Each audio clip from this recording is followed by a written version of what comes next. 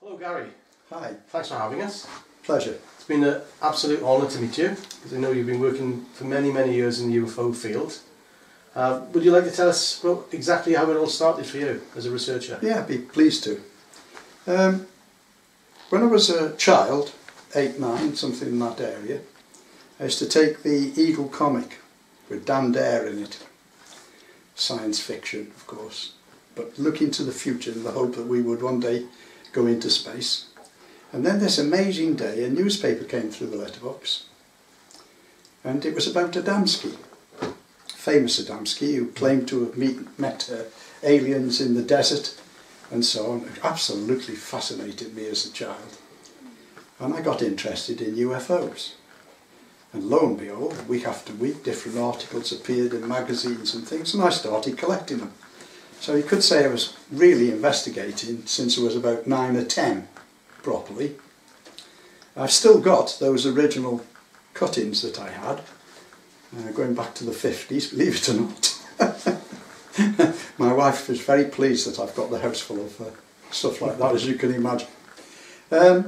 But I've never actually seen anything myself other than the odd light in the sky I couldn't explain. Until, about 1960 something. Without my files, I can't really give you accurate dates.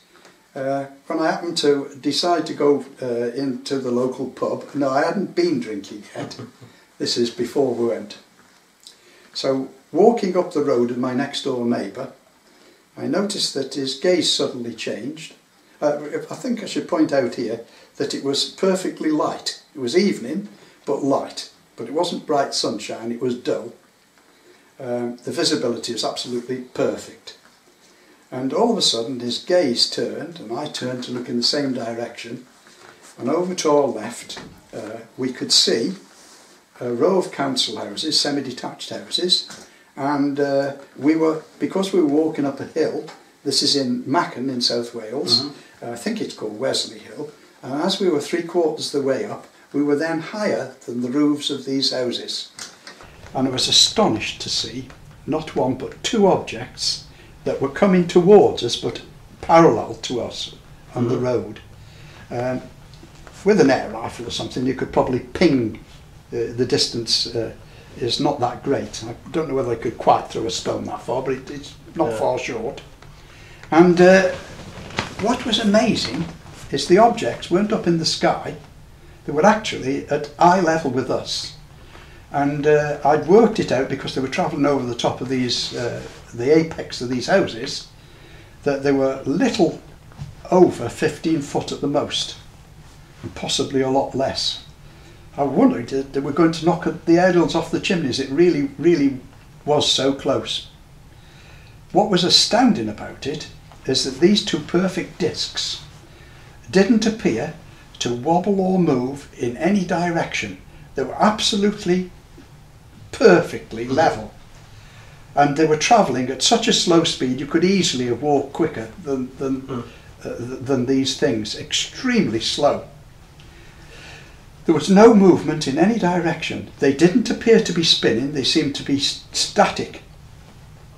At first I thought they were stationary, but they were actually moving.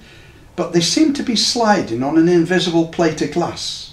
That's the only way I can describe it to you, whereas you'd expect some kind of different movement in them, but they were perfect. And the distance between them remained absolutely, again, there was an invisible block between them. And they just carried on moving. And we stood there, absolutely transfixed. I was. My neighbour, he was interested, but I couldn't believe his lack of enthusiasm, because I was absolutely jumping up and down, really. And we watched them until, in the end, they were obscured by the houses that were lower down on the hill. How large do you think they were? Well, each one, as they went over the top of a pair of semi-detached houses, roughly was either the width of them or just over, but they were moving, but I think they were just over the width of a pair of semi-detached houses. So they got to be 40 foot plus, I would think. And what shape do you see? They were absolutely perfect discs. Now, just the best example I can give you of this is if you think of a brass music cymbal That's exactly the shape that they were. They came to a really keen, sharp edge. The cup hole, or whatever you want to call it, the dimple in the middle, was only very slight. It wasn't some, turret on the top with windows or anything like that in it. In fact, there were no windows of any kind on it. There were no marks of any kind on it. There were no aerials of any kind. There was no tail fin or anything like that. With nothing. They were just perfect discs sliding across the sky right in front of me in broad daylight. What colour were they? The same colour. The only way I can describe the colour, they were grey, but the colour is best described as ferrite, as you get in a pencil lead. Graphite. Graphite, yeah. Exactly the same as that. And because you said you were looking down on it, you couldn't see the underneath? I couldn't see anything at all below the rim, but I thought that I could see a faint bluish, purplish haze just at the bottom. But I could have been, I could be wrong there, simply because I was so desperate to see something, but I'm not certain whether there was, but I thought I could see a very faint. How old were you then? That's a very good question. Or what year was it, rather? Yes, that's better. I think it was about 65, something like that. Right. But if I get all my notes out and everything, I can tell you exactly. My memory, by the way, is not as good as it used to be. And that sort of kick-started your whole interest in the subject, did it? No, I'd already been investigating the the for years. In fact, my family thought I was a complete nutcase because I devoted so much time and interest in it. But this was something different. This wasn't a light in the sky that I'd seen previously or any of these other things. This was something absolutely, definitely real, physical and out there. Now, most people, when I tell them this, it was obviously some kind of stealth aircraft or some kind of secret military thing.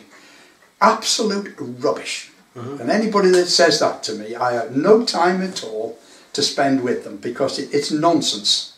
They do not have, they did not have any kind of vertical takeoff and land aircraft.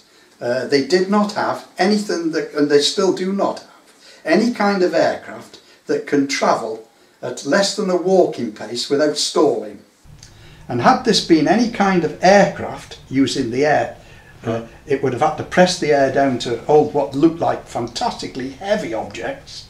Then it would have fetched the tiles and the roofs off the houses. There's no doubt about that in my mind. And the sound would have been absolutely deafening to produce that much downdraft. Was there any sound at all? None at all. None at all. It was a still evening and there was hardly any traffic at all. In fact, I don't remember anything passing me at all, although it could have happened. So it was really quiet and I'm listening and I'm looking. No lights, no marks, nothing at all. And that did it for me. I knew that then, despite all of the new theories about, mental things, this is a physical object and it's got to be extraterrestrial. And all these years later, we still do not have any kind of aircraft that can simulate what these things did. Well, you obviously had a very clear view of the object. You said he was in daylight, didn't you? Yes.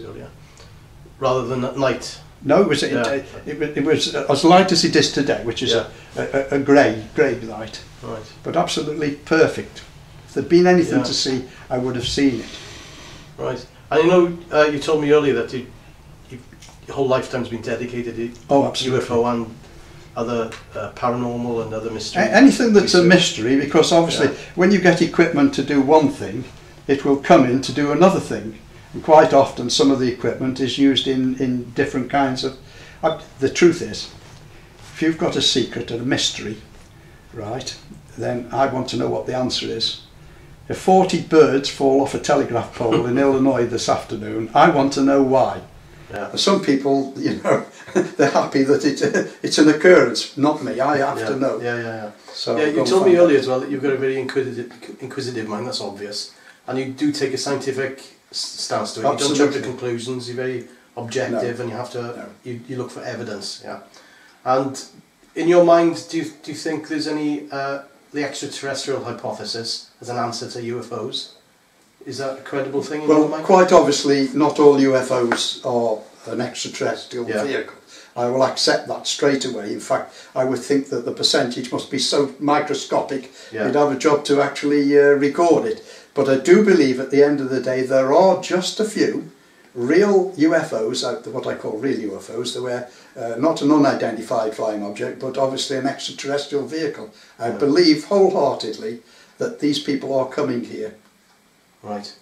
And in all the years that you've been looking at it, not just in Wales, but across the world, you keep your tabs on a lot of things across the world. In Wales specifically, what case or incident stands out in your view? Well, that you've looked at? One or two stand out, actually. Was another one in South Wales. Perhaps I'll tell you this first. My wife and I, my wife used to work in Caerphilly, and I used to go up and pick her up in the evening, and you know, when she'd finished, and come back. So it's during the rush hour, about 5 o'clock-ish. And we're coming out of Caerphilly on a bright sunny evening, and the traffic used to be horrendous to just you know, that short bit until you got to where that estate is. Any idea what year we're looking at now? This will be, just to put it in context, late 70s. Again, if I get my records out, I've got thousands of records. I got records out. I can tell you the exact day, but I can't at this moment. We'll find out that later. And what happened was, we were stuck in this traffic, nose to nose, moving, shunting forward to get out of that little bit of hold up that you get just out of Caerphilly at finishing time.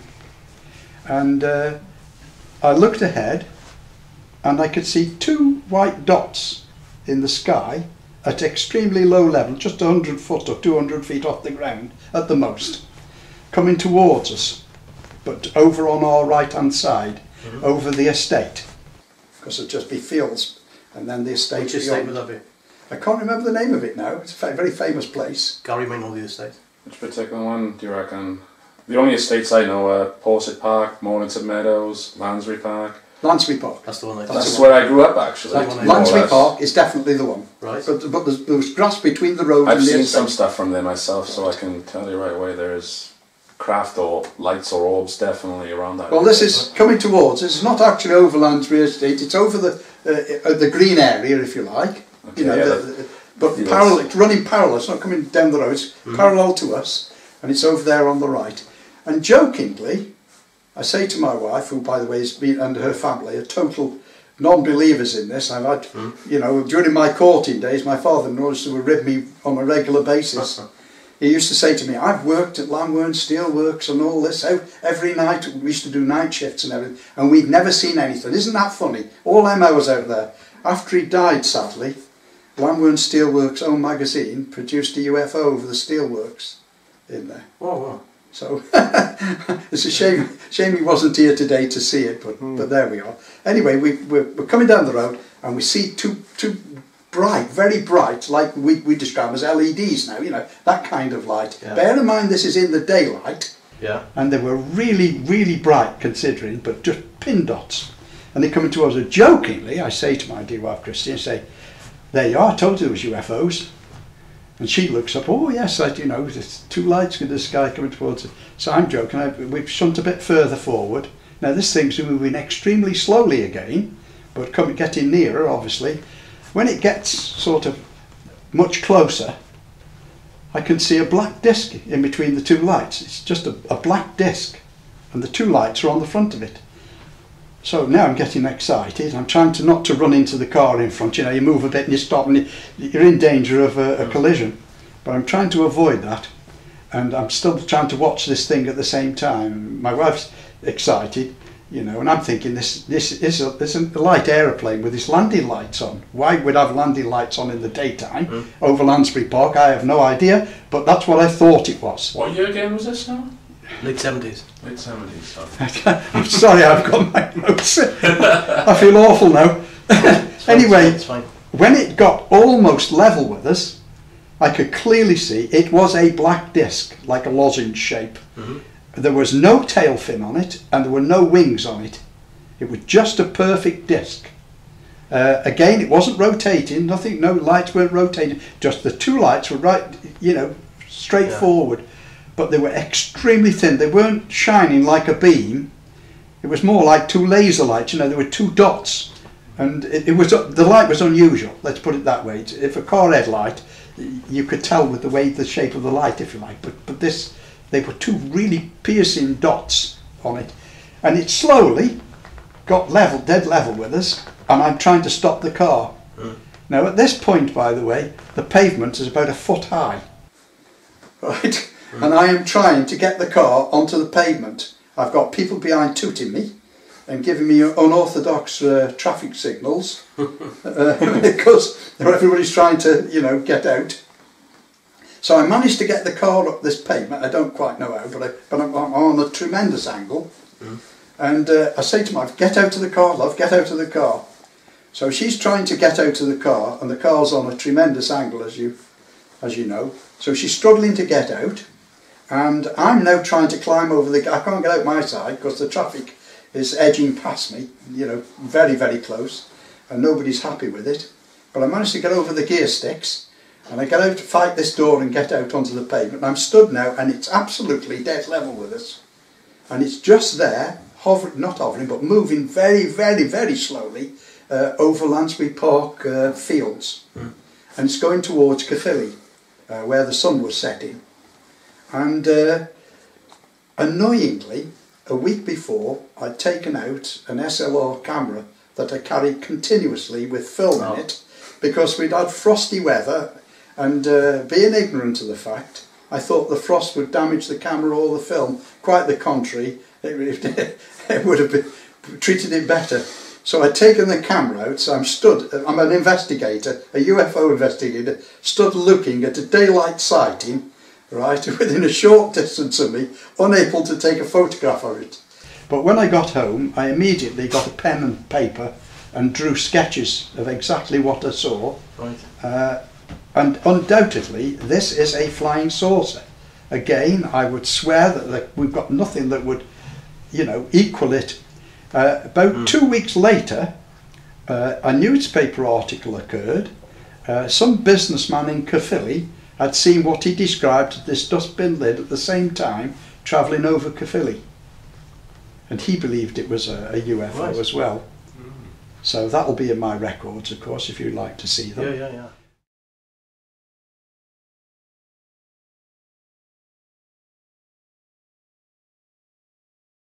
But the question that you asked me was, what was the highlight of all these 60, 70 years of research that I've done? Yeah. And it was on this amazing occasion, I'd got a UFO group, and we were operating in Deeside, which is along the coast from here. Yeah. And the Daily Express, I think it was, a national newspaper, produced an article, and it said, "Strange debris from the sky." So obviously my ears perked up at that point, because strange debris doesn't fall from the sky on every day. I mean, we get space debris and the like, I suppose. So I thought, right, so I read on, and it said, "Farmer Irwell goes out in the morning and he finds tin foil, what he thinks is like cooking foil, and pieces of what looked like shattered glass, which turned out to be metal, spread over 4 fields, and these are massive fields." So reminiscent of Roswell, that, isn't it? Well, you got it. Change farmer for rancher, and you're reading the same story. It's exactly the same story. Except this is in Wales. But this is in Wales. This is Llanilar, near Aberystwyth. Right, yeah. So I'm reading this, and I genuinely thought I was reading Roswell, because it was so like it. So he gathered a few pieces up and looked at them, and then he rang the police. The police arrived and walked around and said, "My goodness, you've had a plane crash." So with that, they contacted the RAF crash retrieval people, and later on that afternoon, guys turned up from the RAF crash retrieval, and he's walking around these fields and he's showing them these pieces. Some of these pieces, by the way, that look like shattered glass, were as big as 6 foot. Really? So we're talking sizable pieces, but hundreds of small stuff, and this unusual foil spread over a great distance. Also, one of his fields is bounded by a wood copse of mixed trees, and you could clearly see that something had gone right through the top of the trees, shearing the tops off them and scattered twigs and branches in a straight line right across the field. You could see all the twigs and stuff across the field. So the crash retrieval people were saying to him as they walked round, bear in mind these are experts, this is not an aeroplane. They've never seen anything like it. So Farmer Irwell obviously was quite surprised at that. And they searched everywhere, expecting to find engines or other identifiable parts, but they couldn't find anything to identify it with. It's all more of the same thing. Yeah. Whatever this was, it had hit the trees, the forest, shed enormous amounts of its self and material, and yet managed to fly away again, which is incredible given the amount of stuff that was deposited. And so, later on, more people arrived, Ministry of Defence, and they set up, I think, with caravans and goodness knows what and equipment. In his own words, Irwell said, it's like a scene straight out of James Bond. He said they're putting up all these mobile floodlights around his area and they've cordoned it all off. Obviously they questioned him about it and everything. And so they went about their business, and eventually, you know, midnight, so Irwell decides he'll go to bed and see how we get on in the morning. He was astonished. He got up in the morning and all the men, all the equipment had disappeared. But more than that, every tiny scrap of the material over 4 fields had disappeared as well. All of it. He couldn't find anything. Look as he may, in the daylight he couldn't find anything, yet the fields were full of it. And so that's how this article was reported, exactly as I've told you. And I'm sat reading it. I'm thinking, my goodness, this is Roswell. So straight away I rang the guy up, found his number, and I rang him, and I said, he was a young farmer, a nice man, really pleasant and helpful. I said, would you mind if I came down with a group of people and interviewed you about it? And we had a look. Not at all, he said. So we arrived at his farm, and he very kindly walked us out. We stood by this gate. He said, see, from this gate, the 4 fields over there, and as far as you could see, it was a vast area. He said that was covered with this foil and these metal parts, and he explained exactly what I've told you and what was in the newspaper, very accurately. So I said, well, would you mind if we search and see if we can find any of this material? He said, help yourself. He said, but I've not found any since they left. So we searched, and I needn't tell you that the other several guys that I had with me got fed up very quickly because we couldn't find anything. Yeah. And nobody was, more upset about it than me. And then I had this idea. I said, if it had hit those trees over there, and they'd searched at night, it must be extremely difficult or almost impossible for them to have recovered every bit of it in a forest at night. We ought to concentrate our search on the wood. So with that, off we go. But it wasn't long at all before we started to find small pieces of it, and even some quite bigger pieces stuck in trees, and where the wood was. He didn't have any difficulty in finding where to look, because there was this 30-foot wide sheer off the top of all the trees, glaring, staring you in the eyes there. It's all you've got to do is follow that line, basically. So how soon after the incident? Well, it was a week after the incident. So you got it a week after? Yeah, no, it's a week after the incident that the article appeared in the newspaper, I think. Yeah. And then it was probably a week after that before we were able to go there. So you're talking January '83, I think you got down there, yeah? I think so, yes. December '82 then. Should I be sat here with these files here, do you think? No, yes, no, I should. I'm a stickler for dates, you see. Okay, yeah. Okay, well, I'll present them to you afterwards. Yeah. So, what happened then was, I said, right, now I understand the nature. I did take some equipment with me, and we used that to effect, but I will tell you now that there was no radiation. No. That's one of the things we were able to do on site. There were no radiation to it.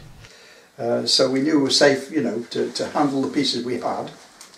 And we left. And the last thing I said to her was, would you mind if we come back again with more people and more equipment? I didn't have a metal detector with me at the time. Yeah. So obviously that was something I planned to take the next time, metal detectors and a group of people and so on. He said, no problem at all. shortly before I was due to go, I don't know if it was the day before or very, very close to the time we were due to go, I had a phone call here, and it said, hello, he said, this is Erwell, you know, you're coming down to you know, see if you can find anything else. I said, yes. He said, well, you're still welcome to come, but I've got to tell you that you'll probably be wasting your time. I said, why is that? Because I'm all geared up now, obviously, and we're all raring to go. He said, because as I'm looking through the window, he said, they're taking the trees away. So I said, what? He said, there's people out there taking the trees away. So immediately I ring the Forestry Commission, find out where the headquarters, and turned out it's in Holyhead. And I get a guy on the end of the phone, and they say, and I think I've been passed up the line a bit before somebody would talk to me, and said, I believe that you're taking trees away from Llanilar. Can you tell me why? And I can almost hear this guy sort of not laughing, but I can tell this bloke thinks it's very humorous. And he says, well, they're wind damaged. I said, so... A whole forest. Do you usually take trees away when the wind damaged? He said, well, I'm telling you what I've got to tell you, or words to that effect. And that was basically it. I wasn't going to get any further with it. I'm telling you what I've got to tell you. Yes. I don't know whether that was verbatim, but it was to that effect. It was either, you know, this is what I've got to tell you, or something like that. It was that, and that struck me straight away. That quite obviously he'd been told to shut up about it. Yeah. So, right, we went anyway, regardless, I went, but I was rather amazed as we approached the farm, because normally, as you drive up, you have to turn round to go into the farm. As I was approaching it, I could see the farm. I couldn't see it before because there was trees in the way. So we got there, and we couldn't find anything again, because obviously the wind damaged trees had been removed. But I was absolutely gobsmacked when I saw a JCB at the far end. I said, what's he doing? You know, if he said they're taking the soil. What on earth do you want to take the soil for? I mean, I give up at that, and it's obvious I'm wasting my time ringing Forestry Commission why I've taken the soil away. They won't tell me why they're taking the trees away. Ben Emlyn-Jones came and gave us a talk in Swansea last month about a very similar case in Nottinghamshire, where they took forestry land where reports of a supposed craft had come down, and they actually took the soil away and replaced it with soil from somewhere else. Very similar case. Oh, that's thank you for telling me that. I didn't know. If I'll just say as well, it's like with one we're working on, the Penturk incident, they felled all the trees pretty much in the area where we found the snap branches, and all right, there we are. Also not too far now, if I understand correctly, in Tournacoit Road, they've now taken all them trees down as well. Right. And it's like, it seems any time we hear a major incident, yours, the Nottingham one, ours, the Penturk incident, strange how it all involved. I hope they always cut down the trees. Hope they don't find one over the top of the house then, otherwise we'll be looking for somewhere to stay tonight. Anyway, what happened next was I decided that we needed to have these pieces that we'd recovered analysed. They were unusual, let me just tell you that. You could bend them, but only with a lot of force. Some of them sprang back again when they were bent. Others stayed bent, depends how much force you put on. There was honeycomb. All the metal foil that had been reported that looked like baking foil was actually in a honeycomb. And it was sandwiched between pieces of this metal. And there's some kind of resin on it, on the metal, that had held this into place. If you got a sandwich piece of it, you could stand on it and you couldn't crush it.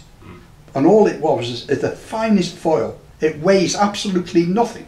It really is featherweight, and yet it's, you know, it's solid metal. So we decided that we needed to get it analysed properly. None of us are qualified. You can all look under a microscope, but none of us are qualified.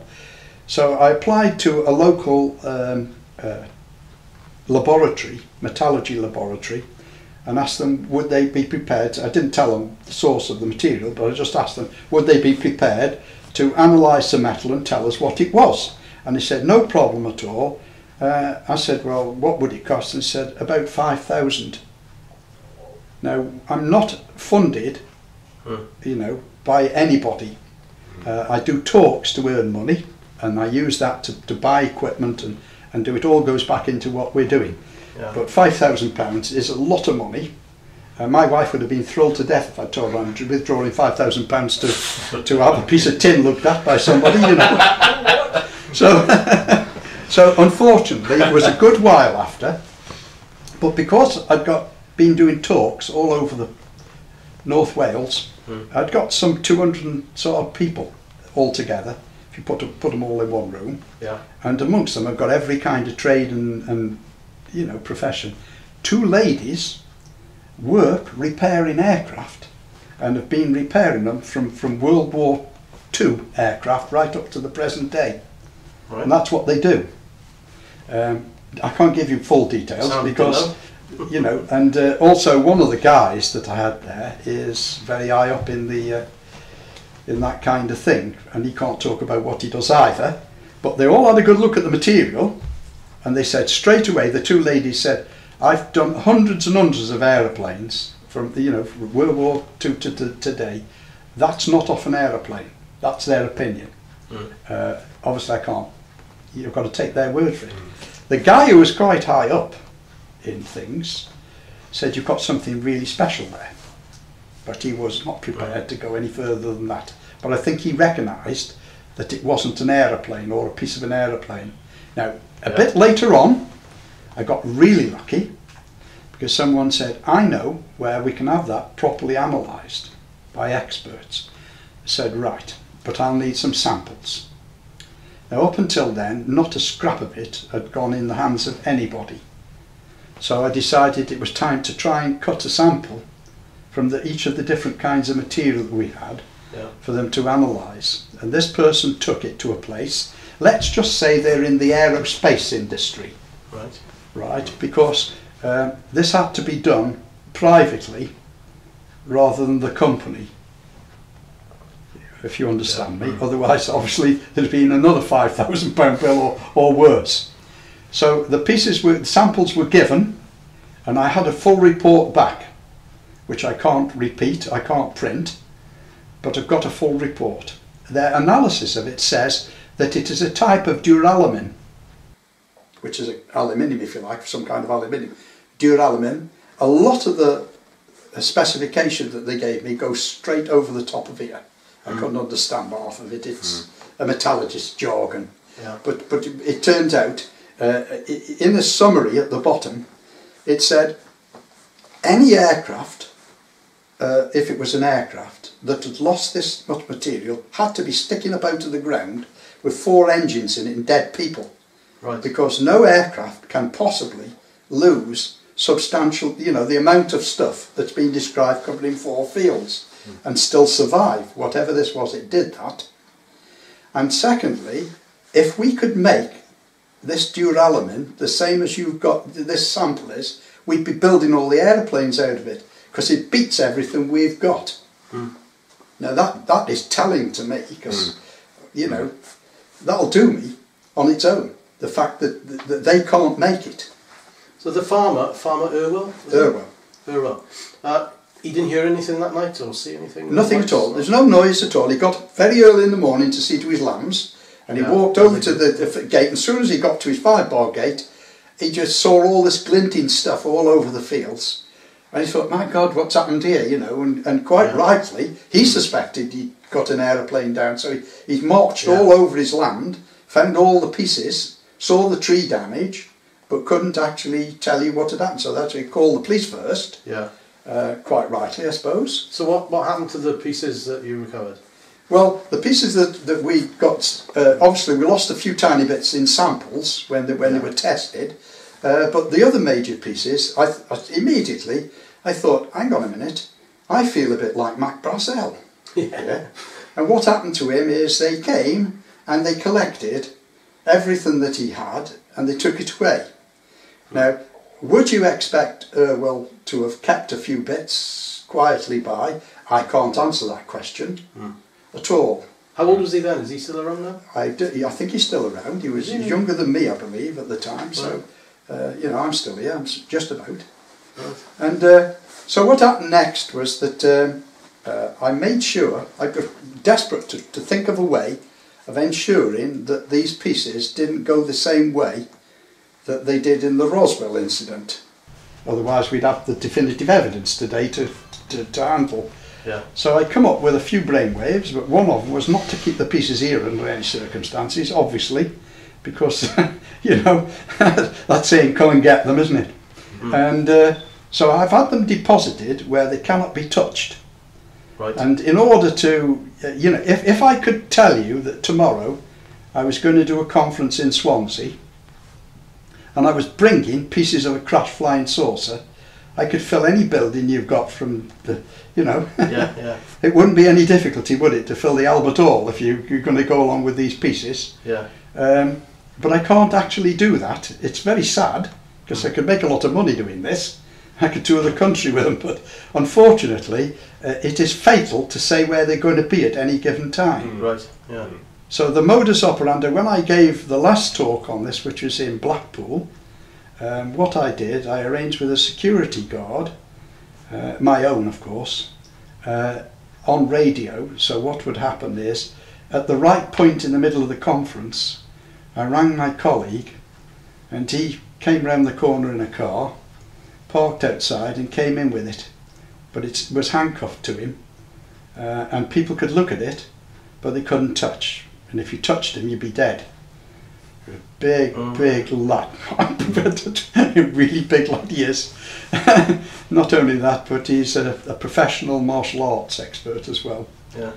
But that's how we did it. So I can, you know, it can be shown, but only under my conditions, obviously. Right, yeah. Because that is, it's very important, obviously, that they don't go. Then I came up with another brainwave. All the parts that we got left from the samples, and that we're talking only a few tiny pieces that got left from the samples. There's so many people wanted a piece of it and to touch it and can I test it and all this stuff. I mean, everybody's ever saw it, can I take some away and test it? Well, obviously, if you take away the main body of it, the evidence is gone, the pieces. But these sample pieces, I cut them into tiny little squares and put them in key rings. And I sold them because it would raise money straight away. I sold each of these key rings off at the talks I did, and that helped with the funds, no end. But the beauty is, I don't know who the hell's got them. So out there are quite a few dozen people. There aren't hundreds, but there are a few dozen people out there who've got a sample of this in a key ring, and obviously they can do any amount of testing on it they like. I've made them so that you can just take them out. But in this way, right, Roswell is not going to happen. Out there, if I go tomorrow, heaven forbid, because I intend to stay till next weekend at least, but if I go tomorrow, right, there are people out there who've got a piece of that crash from Llanilar. What they do with it is up to them. They are still out there. Yeah, so that's basically, and I would say that's got to be the highlight of any UFO investigator's career. Can you imagine that? Yeah, it's great that you were there so soon after the event. So we've done South Wales, we've done Mid Wales. What about North Wales? Any cases in North Wales that stand out? It's not an accident. Obviously, we haven't got the time to go through them all. There's hundreds and hundreds of cases you'd like to talk about. But is anyone? Well, I'll tell you something's going on that's really exciting. Is that every year UFOs come in the winter, and they come sort of January to April. Yeah. I've noticed that myself. And they come late at night, and they use something I didn't realise at the time, but there's a trough that goes from the Liverpool Bay here, which is what you're looking out on in Rill, right? There's a trough that goes all the way to Denbigh, the town of Denbigh down the road. Which is a UFO hotspot, isn't it? Sort of. Yeah. But that line is below the level of the Clwyd mountain range. Right. There is no radar from either the military or the civil aviation people. It's following the valley up from Rill straight to Denbigh, isn't it? Yes. It's like on the west side of the Clwyd. If you're flying lower than the height of Moelfama, which is the mountain, Moelfama, yes, down the road, if you're flying lower than that, you cannot be seen on the radar. Right. In any direction. Now, if you travel this particular line, which crosses Rill Golf Course down the road and over Lions Robin Hood holiday camp, you can actually draw a straight line. You get a map out and a pen. You can draw a straight line from there all the way to Denby without crossing a single building. Right. With care. Yeah. Right. And I believe this is why this particular line is used. Because they can come up out of the water. By the way, they fly under the water here. Right, yeah. Let me tell you how I know that. One day, my wife and I are walking up the promenade in Rill, and there is a lifeboat station, Rill Lifeboat Station. And above it used to be the Coast Guard station. And they had a lookout on the top of it, a glass-fronted lookout on the top. And there was a big sign, and it said, Coast Guard station open to the public, which is not normal. So I said, I've got to have a look at this. So we went upstairs, and there was an elderly man and a younger man, Coast Guard people. And I said, he showed us what they do, and I said, fantastic view from here, you can see right across the Liverpool Bay. I said, you know, these people that see these, you know, claim this, reckon they see these flying saucer things and all that. Yeah, yeah. How many hours you spend in it? Oh, we spend hours and hours, you know, thousands of hours on shifts in it. I said, you don't see anything up here. People keep coming up with it all the time, don't they? He said, oh, we do. I said, rubbish. You're having me on. That's a good approach, isn't it? Well, I use it quite a lot, actually. I remember that one. Actually, the more, if you say to a witness, it's probably an aeroplane then, is it, or something, the more it challenges their memory and makes them want to try harder to remember the details of it. That's what I think. And they wouldn't feel silly talking to you about what they might have seen one themselves. Exactly. So next thing, the young man says, tell him about the one that come up out of the sea. I said, go out to the sea, you know. What are you on about now? Flare, was it? He said, no, this thing came up out, we're on duty, this thing came up out of the sea, we thought it was a flare, but it went against the wind, this object. Then it stopped, and it waited for a while. He said, and then all of a sudden, it came inland towards us, but not right over them, just a bit further down the coast. Actually over the top of the Rill Golf Course that I've already mentioned. Yeah. But you can see from where they are quite clearly where it was. Towards Towan, is it, or the other way? It's towards Pestatin. It's just, we're only talking a mile away, half a mile away at the most from here. Yeah. Anyway, it came straight in at a low, very, very low level, and came straight in. It was only, they could only see a light. They couldn't see anything on it. But this light, as I say, came out of the water. Clearly came out of the water, and they were on alert to launch lifeboat because they thought we've got a signal flare. It stopped when it got up in the air, going against the wind. It went against the wind and stopped, and then poised for a while, and then it came in a dead straight line, and it zoomed in straight into the coast. So this rules out meteorites or anything like that, because it's and it come out of the water. So what I did is, doubting this, by the way, I said, so what do you do with that then? You know, do you launch a lifeboat? He said, no, we've got it. The young man, the old man wasn't so cooperative, but the young man said, we ring this number. So I showed me the number in the book, and I couldn't believe it. And I just stood there thinking, it's not happening to me. And it turned out, of course, later when I got home, it's a Ministry of Defence number. So they actually have instructions. They're taken seriously. They have instructions to ring the Ministry of Defence when they see any of these kind of anomalies. Quite what their brief is, I don't know, but obviously... Yeah, I was reading of a case recently, somebody on the beach by the Little Orme. Yes. Saw a craft coming out of the sea there. That's not that far away. So let me... You've sort of stumbled on this yourself. You've discovered this yourself. That there's this sort of... So what I did is UFO M1. Yes, I contacted Holyhead Coast Guard Centre, which is in charge of all the Coast Guard down there, and they confirmed that this is a reported sighting. So it's actually registered in Holyhead Coast Guard Station. It really did happen. It's an event that occurred. So they're coming out of the sea, staying under the radar of the Clwydian Hills. Absolutely. There's a screen. Yes. Straight inland to Denby, and where do you think they go after that? It goes around Denby Castle, right, and there's another valley up there that leads out onto the Denby Moors. There was a photograph of a disc over Denby Castle taken in 2009. That's correct. Have you seen that one? Yeah, the Graham Evans, is it? Yes. Yes, Yeah. new camera for Christmas.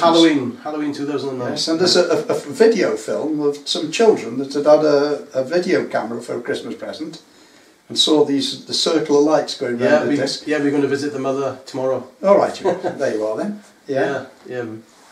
So that's it. In fact, I stumbled on one report in Denby of somebody who saw, he was in infant school in 1949, and he saw what he called a flying saucer just a few feet off the ground at the back of the school during playtime. This is quite an early one. So this has been going on a long time, by the way. There's a lot of them. So I've been plotting sightings down the Clwyd Range year in, year out. In fact, the year I moved up here, previously, the front page of Flying Saucer Review featured a UFO sighting over the Brookhouse Mill at Denby.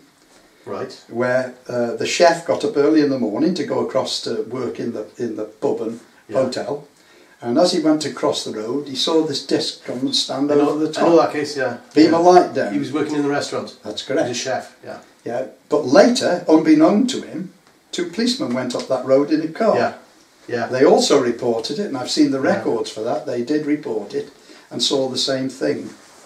But better than that, better than all of this, I had contact from a gentleman who lives in Denby, and he lives near to the quarry there. And what he did is every evening, every evening he used to walk his dog at midnight to the end of his cul-de-sac, which is got a stile and a thingy, and then out beyond which is the quarry. Right. And he used to let the dog run loose and do its business. And on this particular night, he sat on there having a smoke, and his dog's running round over there, and up out, appearing to come up, but actually really coming towards him, was a huge disc with lights and windows on it, in which he could see what he thought were shadowy people in there coming towards him. So he ran, called the dog, but he was gone, and he ran down the cul-de-sac, knocking on doors at 12:10, midnight. Yeah. You can imagine how thrilled people were with that. And this thing came out of the quarry? Well, it appeared to come out of the quarry, but it appeared over the trees coming from the quarry. But we're not talking about, more than 50 feet in the air. That's not far from the video that those boys took in 2012. Exactly. Lights down. What year was this? Need his notes again. You can ask me what year every one was of it like more than 10 years ago? 100,000 sightings, to pull out of the drawer. Was it less than 10? Okay. It's a while ago. So what happened then? Again, I'll show you the newspaper cutting and everything for it if you like. Yeah. But what happened was he ran down knocking on the doors, and a lady in one of the houses, by the way, the entrance to the houses is set back by the buildings. The buildings protrude towards the road, right, and the front door is set back. So he's knocked on this door, and she comes out, what the heck are you doing knocking on my door at 10 past midnight or whatever it was. And just then, of course, it passed them down the road, this huge object. So I went down to interview this guy, and my wife used to be secretary for me. She used to make notes so that I could just chat to him, and I always asked if I could record it, and recorded it. So I've got this on tape, and I had to use a lot of bleeping when I'd recorded it, because he got that excited, telling me about it. Would I say this man is telling the truth? If you'd have been there, you would have known the answer to that. Absolutely. There's not a doubt in my mind. This guy is telling you what actually happened. What he saw is another thing, but he's telling you exactly what happened. Did he ever get his dog back? Oh yes, he got the dog back. Oh, that's not but he got that excited during the recount of this story that it took a lot of bleeping to be able to play it in public. I'm just going to ask a question, yes, Gary. Because it's just something to do with quarries. We're reading a lot of sightings, and there's always a quarry nearby. Is that anything significant? The material may be in there. I'm just asking. It's a hiding place. I don't know. I'm just wondering if there's anything about the material they're mining, or. I'll tell you something special about the Denby Moors. It's got our vast reservoirs on Denby Moors. Underground reservoirs. Open reservoirs. Oh, yeah. So if you put anything in the water there, you could leave it all day and bring it out any night you like. Oh, right, yeah. And the other thing that you will find, if you get a map... Bodies of water, tend to and stick a pin in the centre of the Denby Moors, you can be 10 to 15 miles away from any building in any direction. Right. That's how remote it is. So perhaps it's the remoteness of it that allows somebody to go out there and possibly even land some craft and investigate whatever they wanted to do and go away. It would make perfect sense, wouldn't it, if they are extraterrestrial and they're capable of making these kinds of flights with these wonderful craft. They're obviously not going to want public attention, are they? You know, so the more remote, the better. That's fascinating about it is that on one occasion down this line, I discovered somebody had discovered in a field, right underneath the flight path, a case, and when they opened it, it was the most advanced Russian radio transmitter and receiver that you could imagine, and it is only made for the KGB. It isn't made for anybody else. I've got photographs of the equipment completely in here, and I know what it did and what it can do, and it was very, very sophisticated. The Ministry of Defence thought it can only be their spying. Yeah. But it's on this line. The other thing that was interesting, a great big caravan turned up near my friends who live upon the Denby Moors, by the way, remote cottage on the Denby Moors. Turns up with this great big caravan with antenna dishes all over the top of it. So when they inquire what they're doing there, they're doing it for the National Geophysical Year. They're looking at the Earth's magnetism. If you know anything about electronics, you don't need to know that you don't need a great big radar dish on top of a van to be looking for the Earth's magnetic field. You're pointing the wrong way. What exactly is the Denby Moors we're talking about? Is that the south end of the Clwydian Range, or is it south of Denby itself? It's on your right hand. If you went towards the town of Denby, it's up through the town of Denby and beyond, straight out the back. Straight out, so it's south of Denby? Yes. Right, as you're going into the middle. Yes, it is, yes, I think it is, yes. Yeah. Towards Corwin, that direction. Yeah. And then, of course, the top it all, there's Anglesey. Oh, Anglesey, yeah. I'm still working on the cases there. Llanilar Meth. We go in there tomorrow, we'll be talking about that, yeah. Llanilar Meth. Yeah. A young man, right, drives his car to the top of the Llanilar Meth, near the quarries at the top of Llanilar Meth, on the road, and he gets out, leaves his key, and the door's open, and disappears into thin air. Oh, I didn't know about this. They've still not found him. I thought you were talking about the humaniser people in 78. Yeah. Oh. They've still not found him. Right. Right, I'm in here, right, and I get a phone call one day, and this person runs the post office just at the other side of Llanilar Meth, not in Llanilar Meth, Parry's Mountain. It's a Parry's Mountain post office. Yeah. This lady, I won't give names or anything, but she was the postmistress there, said, "Please, are you the Gary Rowe that, you know, is into UFOs and all this?" I said, "Well, yes." She said, "Would you please come out and talk to my sons, because they've had an awful experience that's frightened the life out of them." So I went out there, my wife came with me, went out there, and this little boy came in. I can't remember, he was 10 or 12 or 8 or 9, something like that, but again, records. Yeah. And he and his friend were playing on the side of Parry's Mountain when a disc came down over the top of them. Yeah. The one of them hugged a lamppost and wet himself. That's how he was so frightened. The other one was braver, and he looked at it for quite a while it was over, and then it flew off in the direction of the quarry of Parry's Mountain. Yeah. The copper mine. Right. Now, while I was talking to them on the back door before I went in, and they'd said, "Are you the UFO man?" You know, that kind of thing when I'd arrived. There was an older man and a young man with a ladder working on a house next door on a roof. And this young man had heard, must have caught the end of the conversation. He said, "What about the UFOs over the village here last week?" And he went to him, this old man said, "Shut up, shut him up." She said, "Now that's what it's like. People are coming in here, they've reported stuff, but they don't want anybody around here looking into it, and nobody will talk about it, but there's been a lot of activity around here." But Llanilar Meth itself, which is just the other side of Parry's Mountain, dozens, including entities in the field, walking beside it. But what you probably don't know, it's got the highest suicide rate in the world per population. one lady says to her daughter on the phone, right, I'm making the name up now, it's Melanie's birthday, my granddaughter's birthday tomorrow. Yeah. I've come round, I bought something for her, right, doesn't turn up. And there's the committed suicide. Absolutely no reason. There's people there have committed suicide for which there's all their relatives. It's a total, you know. I mean, one person joked, it's a sick joke, but joked when I was doing the talk about this once. I don't blame if I lived in Llanilar, I'd commit suicide, but it really wasn't called for.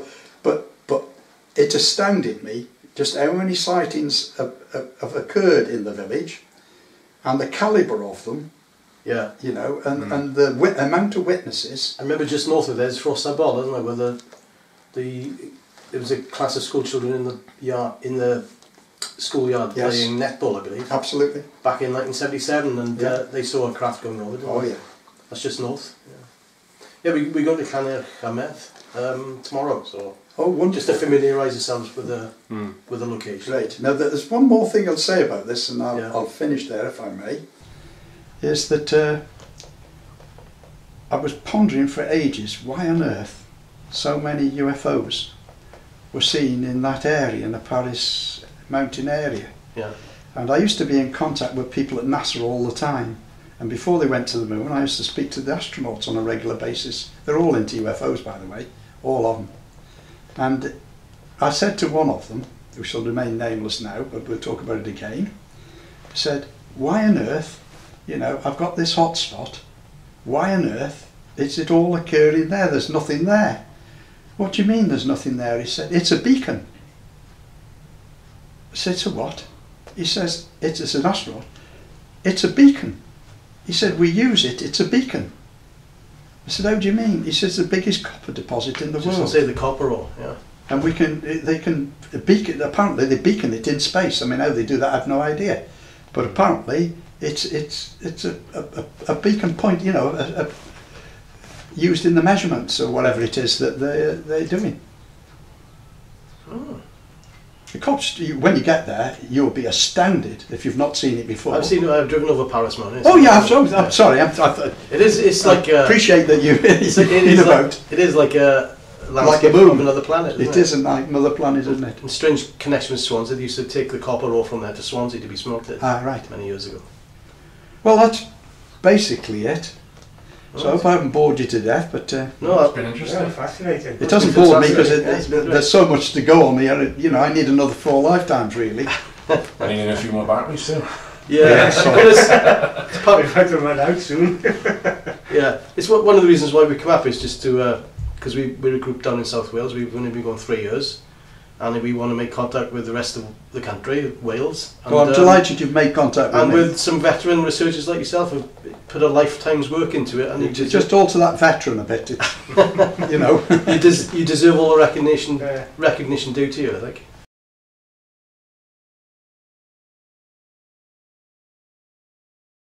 That you guys have got one more thing that you want to see while you're here, and that might be some of this wreckage, because I've had the wreckage delivered. Right. So if you'd like to see it, Oh, I will go and get it and show Okay. you. Okay? Great, Is that yeah. all right? Yeah.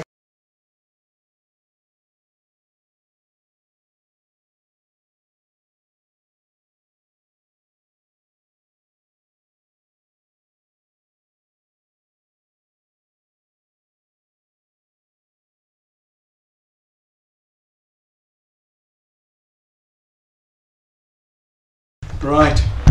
Well, in here, gentlemen, are the biggest pieces of the remainder of the debris that we collected. Wow. Ooh, That's the largest piece of all. If you notice carefully, the edges of it are broken like glass. Yeah. It's the only straight part is the part that was cut off for sampling, Yeah. which is on the bottom. But all the other pieces all looked as if they'd shattered, and yet it won't shatter. So your layers come off there. It's just. Yes. You've actually tried to break it, or You know what I mean? Like tested its strength or... Oh yes, it's extremely strong. This it's as light as a piece here is feather. quite thin, but there's thicker ones there, is it? If you look there, you'll see the honeycomb. There's a sample of it. Yeah. This is the foil stuff that was spread all over the fields. But you'll notice that it's honeycombed in there. Oh, look, I got UFO there. Now, if you trod on that piece there, you can't crush it. It's extremely strong. And the honeycomb takes the form of these little cells that you can see on here. So when you said you had that bit tested, and they said it was made of what? All of it is made of duralumin, a type of duralumin. Duralumin, which I think is a kind of aluminium. I'm not a metallurgist, but that's what we've been told. Is that an alloy? Or is it? It's an alloy, yes, it's an alloy. But it's got it's whatever's strange about it. It isn't normal. Right. It isn't normal duralumin, but it is a kind of duralumin. You have to have a bit of reflection. Now that material that's honeycombed that you see on the side of the metal there, right, has been analysed, and that was analysed. This grey stuff. This was stuck on these pieces originally. It's all going down like a... Yes. As if it would be a disc sort of thing. It's all going into a wedge. This material's been analysed on it, and although they can identify what some of the compounds are in it, nobody at a top chemical company, the top laboratory expert at the chemical company, who was on our team by the way, so we were very lucky to have one of those, they can't identify what that is. It's an unknown substance. But although they can find traces of compounds in it that they could identify, how could, let's assume this is just an aircraft, even a military secret aircraft if you like, right? How could it lose 4 fields worth of pieces, some the size according to Irwell was 6 foot, how could it lose that and still fly on? Secondly, where's the engines? Where's the wiring? Where's the electronics that you would expect to find with pieces of a crashed aeroplane? They don't exist. Yeah. And I would have thought anything that can blow something apart over 5 fields, I could understand it if you know a small bang somewhere, at a distance, but to actually crash into a forest and then it's obviously either exploded. By the way, every piece of it is concave. All of it. There's not. There wasn't a straight flat piece anywhere. It shows it's from a curve. It's all curved, but all of it is shattered. Now I've had a piece of this and hit it with hammer and stuff like that. You can't shatter it. It doesn't shatter at all. Oh, this is shattered. Does the metal detector detect it? Oh yeah. The truth was out there, and it's in here now. Well, people say to me, there's no evidence. Everywhere you go, you give a talk, and they say, but there's no evidence. Well, what is this? Yeah, you can't get better. This is what I say. I still do not claim, and I've said this to you before, I do not claim that this is an extraterrestrial craft. I can't do that because I've got nothing to support it except the fact that it can't be an aeroplane. There's one other thing I haven't told you about it. On the other side of it is like a greeny coloured paint. And the aerospace experts said it definitely can't be off an aeroplane. I said, why? It's because the paint is not aerodynamic. Now I didn't know you have to have aerodynamic paint, but apparently it reduces the drag. But if you painted an aeroplane with that, apparently it won't fly. Right. Not only that, but the I honeycomb. can only tell you what the experts told me, which surprised me, but it's a surprise. Not only that, but the honeycomb pattern of it doesn't look very aerodynamic, but it would create drag, friction. I don't think that's the outside part of it. You don't know? No, I think that the other side is the outside part of it. And I think this sandwich, that's which is on this so side. That's what it looks like on the other side. No, that's the honeycomb, which was on top of here. Oh, I got it. Right, and then there was another piece of metal metal layer on top of that. Yeah, there's another piece of metal on the top of that. Yeah, you can see the honeycomb there. So it was sandwiched between 2 pieces of metal. giving it enormous strength, but light as a feather. But not strong enough to withstand hitting a lot of conifer trees. I'm not sure that hitting the trees broke the craft. Right. I'm pretty sure that it caused an explosion or an implosion, I don't know which, when it hit the trees. I think that the pressure, either inside the vessel or the outside pressure, you know, with the lack of, caused the disintegration. I don't believe that hitting the trees broke this stuff up, because you can't break it up with hammer. So I think that what happened is I think it struck the trees and perhaps caused an air leak or you know, something to the structure of it, which then allowed the air either to escape or implode. I used to repair television. I'm into electronics and things. And if you picked a television tube, you know the television tubes that used to be, if you picked one up by the neck, right, and picked it, it could snap and suck every bit of blood out of your body. The glass was immediately, because there's a vacuum, high vacuum in there, and it will stick to your hand and suck all the blood out of your body. Really dangerous. You used to have to tap on them over the distance and let the air, but it'd take 5 minutes for the air, for the air to go in. And I think what's happened here, either they were under high pressure inside, you know, and that once you affected the structure of it, it went bang. Like a balloon going pop when you stick a pin in it. Or it's the other way around, it's imploded.